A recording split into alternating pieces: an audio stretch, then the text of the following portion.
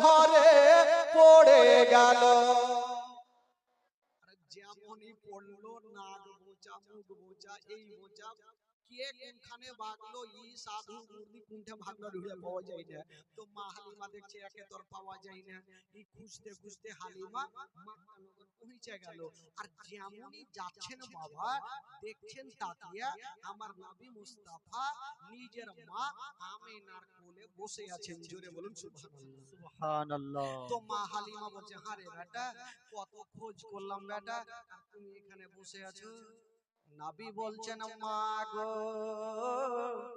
আমি জানি মা, আমি বড় হয়েছি মা, আমি ভাবলাম কত আর কোলে চেপে যাব মা, তাই আমি চলে এসেছি হেঁটে হেঁটে মা। হায়রে মা কালিমা, আমার নবীকে রেখে দিয়ে চলে যাবেন বাবা। হাজার হলো 2-2.5 বছর দুগ্ধ পান করিয়েছেন বাবা, ময়া মমতা হয়ে গেছে, আমার নবীকে রেখে যাবেন বাবা। হালিমার চোখ দিয়ে ঝরঝর করে পানি।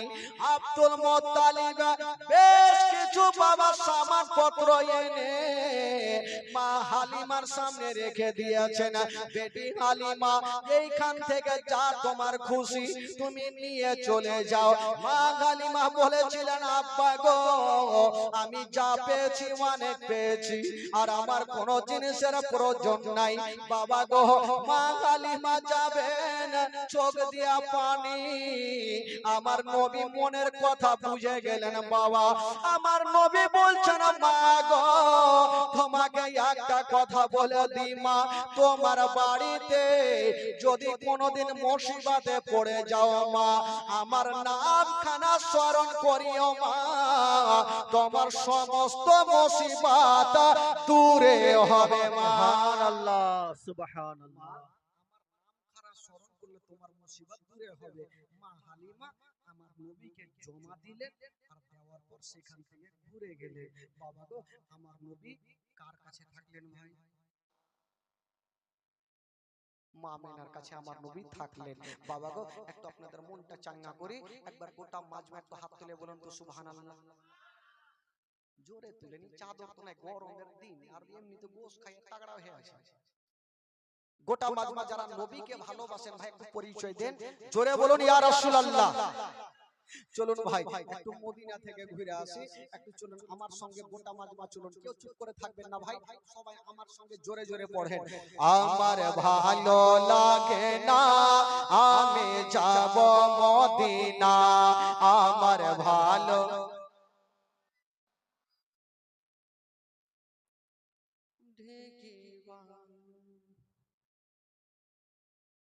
এতগুলা লোক বসে আছে তো এইরকম আওয়াজ আসবে, মনে হচ্ছে শুনতে গেছে। একটু টাটকা হয়ে কহেন ভাই, আরে মন তাজা করেন, ভাবেন যে কুরবানির মাংস এখন বাড়ি বাড়ি শেষই হয়নি, তো তাগড়া হওয়া দরকার আছে। বাদী হে মানুষ একটু জোরে বলেন, মন দিয়ে পড়েন। আমার ভালো লাগে না আমি যাব মদিনা, আমার ভালো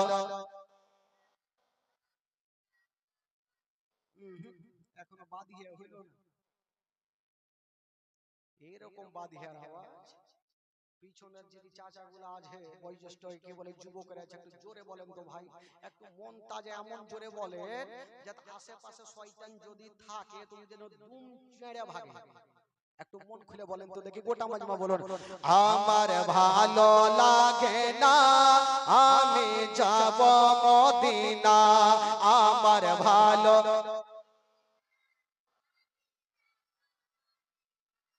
তো 50% হয়নি না, 50% হয়নি, এত হাড্ডা হাড্ডি রে।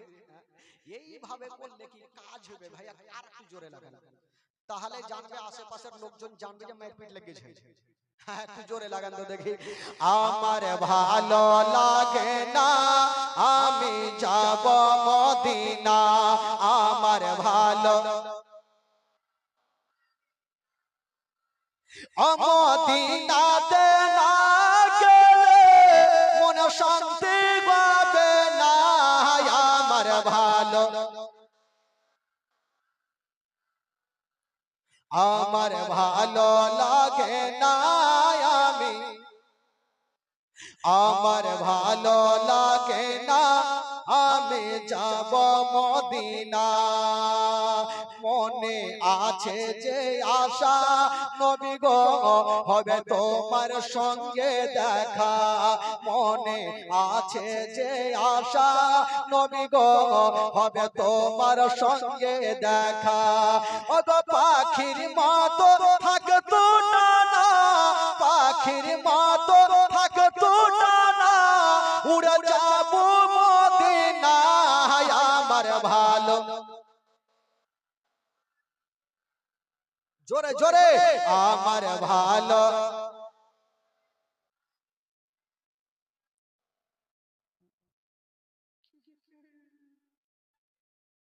ভালো কাজে কেউ নেই খারাপের দিকে ভালো আছে এই গ্রামে কোনো মাতাল আছে ভাই আছে আচ্ছা যারা যারা মাতাল আছে একটু হাত তুলে দেখান তো ভাই তুলে লজ্জা কি আছে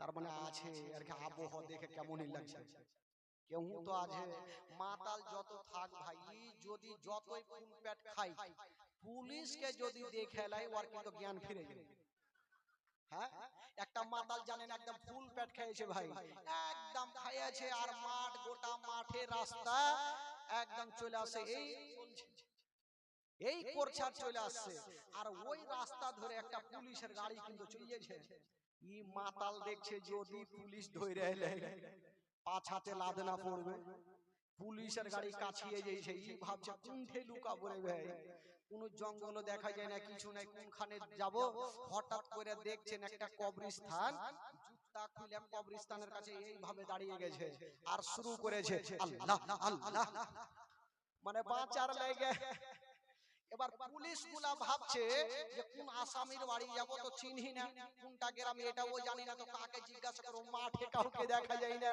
ওকেই জিজ্ঞাসা করব দুটা বেচারা হিন্দু পুলিশ নামলো আর নামে গিয়ে বলছে তোমরা থাকো আমরা জিজ্ঞাসা করে আসি যে মুখ আসামির বাড়ি কোনটা এরা পুলিশ গুলা যখন যাইছে এই তারা চোখে দেখছে ই তো বেটা ধরা পড়ে যাবো ই বেটা চলে আসছে ই যখন কাছাকাছি হলো পুলিশ গুলা ওরাকে দেখা ওর গিয়ার কিন্তু বেড়ে গেছে আল্লাহ আল্লাহ একদম শুরু করে দেয় পুলিশ গুলা ভাবছে হিন্দু পুলিশ আর কি ভাববে ও ভাবছে আর দুয়া শেষ হবে তো ওকে জিজ্ঞাসা করব আর ই তো বাঁচার লেগে চলছে ও কি শেষ করবে তোরা যতক্ষণ যাবি না ওর শেষ হবে না এই করতে করতে 1 ঘন্টা হইলো 1.5 ঘন্টা হইলো না ইয়ার গিয়ার কিন্তু বাড়তে আছে এবার পুলিশ গুলা দেখছে ধুর আর দুয়া শেষ হবে চল চল চল ই চলে গেল ই তেরা চোখে বলছে এবার রে বেটা গেলি ধরতে আমাকে জিন্দেগিতে পারবি না আমি এমনই মাতাল ধরতে তো পারলো না এবার ওই যখন যাচ্ছে গাড়িতে তো গাড়ির মধ্যে দুটো মুসলমান পুলিশ ছিল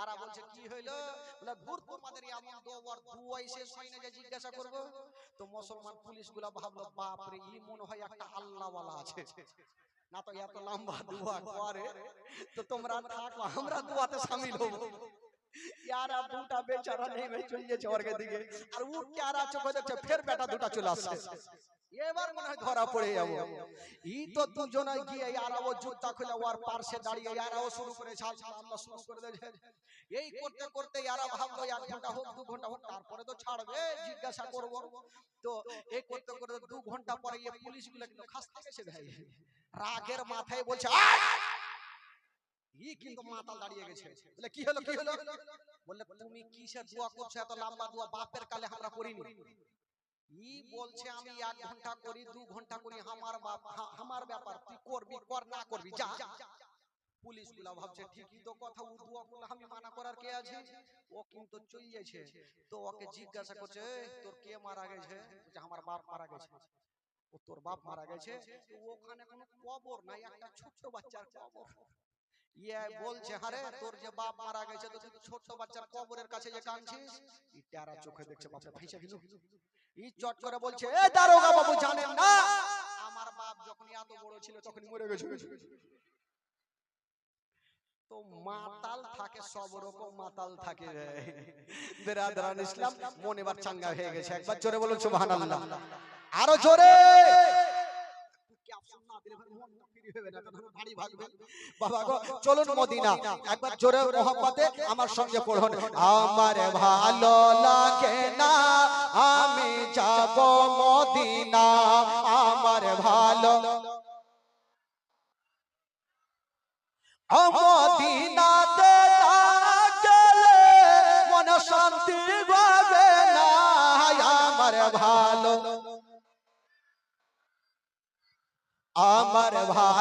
লাগে না আমি যাব মদিনা, পাঁচ ওয়াক্ত নামাজ যারা পড়িবেন আদায়, পাঁচ ওয়াক্ত নামাজ যারা পড়িবেন আদায়, ওগো নামাজ না পড়িলে পরে নেকি মিলবে না, আমার ভালো লাগে না আমার ভালো লাগে না। তাফাজুল ইসলাম আজ জীবনী করে, তাফাজুল ইসলাম আজ জীবনী করে, এই জীবনী না শুনলে নেকি মিলবে না,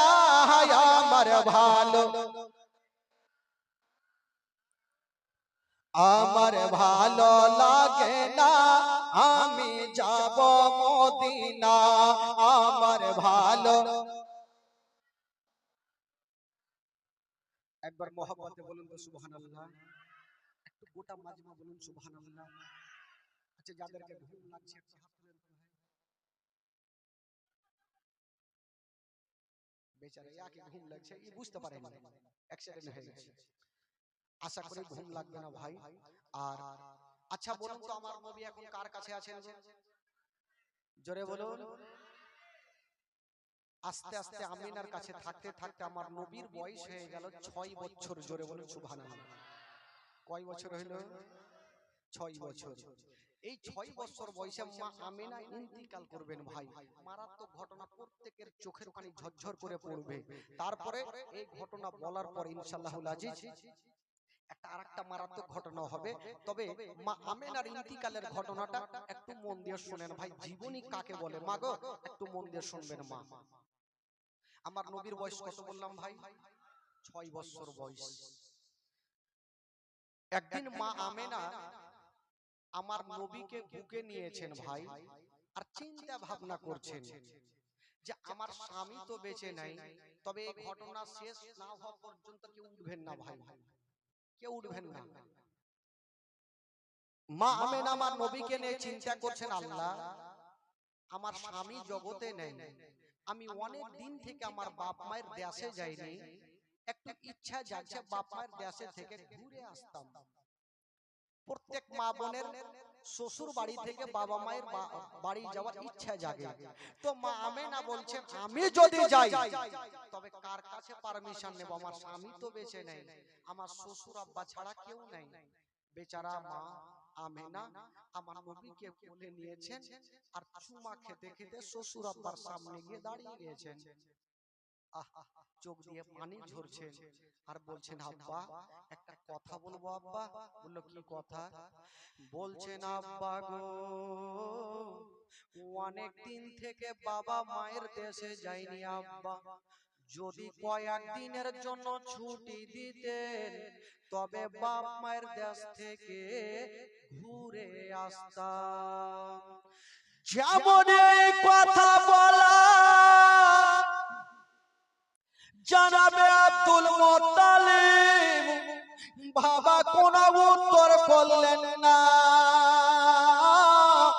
শুধু চোখ দিয়ে চরচর করে পানি ঝরে গেল।